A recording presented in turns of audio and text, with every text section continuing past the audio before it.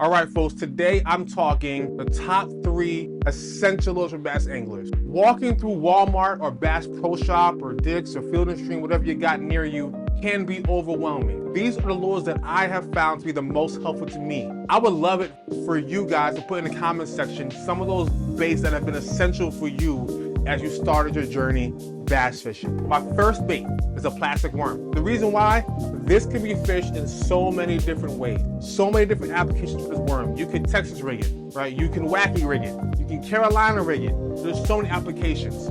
I use wacky rig. That's my favorite way of fishing it because I can just kind of toss it out there and let it sit. The action on it is great. Texas rig, you put a weight on it. There's so many different ways to rig this. If I was gonna rig this worm Texas rig, I would literally just put my 3/0 hook or 4, if you want one, right? Whichever one you want. Put it through the top just a little bit, poke it back out. Just like that. All I'm gonna do is bring this all the way up, turn it, and I'm gonna feed this all the way through till it covers the eye. So your line would already be on here, that's what's covering the eye right now. And then all I'm gonna do is poke this bad boy through the middle, comes out. This is a perfectly weedless Texas rig. So I can run my finger across, right? But if a fish bites it, it's gonna get got. All right, number 2 is some kind of moving bait, but chatterbait or spinnerbait. They are really neck and neck for me. The only reason I lean towards the spinnerbait is because I feel like it can be fished in more applications.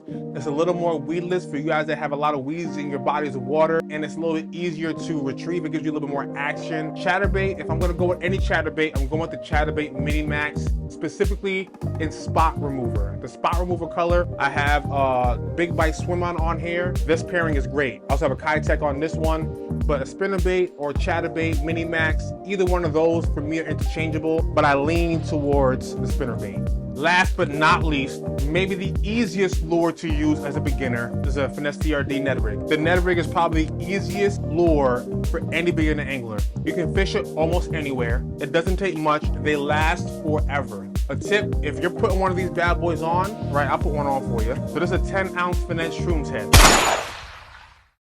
I got my Finesse TRD out. I got my Finesse Shrooms jig head. All I'm gonna do is put this bad boy through the top, feed it through, poke it out the side, right? And then just pull up and bring it all the way up to the head. So this is your Ned Rig right here. A tip to help this last a little bit longer, take some super glue and you're gonna put it right in here, right on top of the head, right in here. And then you'll push it up, hold it for about a second or two, and that will last you, that will double its length, right? Just because it's not gonna be sliding down as much, that super glue can save you some money there. I heard some great advice about the Ned Rig when I first started fishing. The only wrong way to fish a Ned Rig is a way that's not catching fish. If you're throwing this and you're letting it sit and it's not catching anything, start dragging it. If you're dragging it, it's not catching anything, start swimming it a little bit. If you're swimming it, not catching anything, let it sit. There is really no wrong way to fish this Ned Rig. So those are my top 3 essential lures for beginner anglers. I hope this was helpful to you. We'll see you in the next video. Hey, what's up everybody? Welcome back.